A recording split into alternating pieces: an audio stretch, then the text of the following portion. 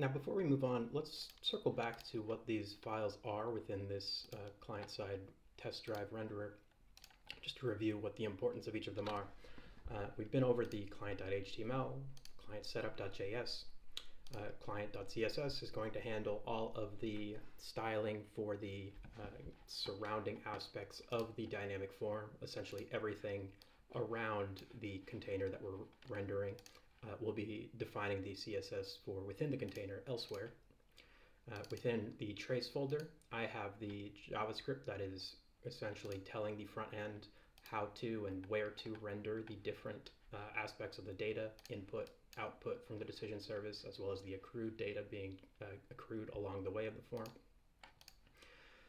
In the decision services folder, again, I have my various different folders that are created with the name of the rule flow from which the decision service was generated.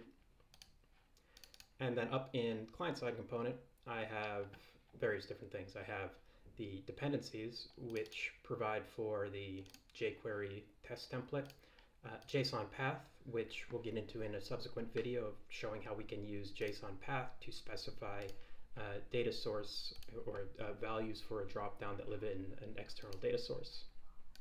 Dynamic forms, so these are all the supporting JavaScript that actually help Corticon to take everything that is in here and render appropriately based upon the directives received from the decision service, along with the styles of the individual UI controls. Mock data sources, this is actually an artifact as well from that we're going to get into in order to show some of the capabilities to retrieve data and render them as drop-down fields.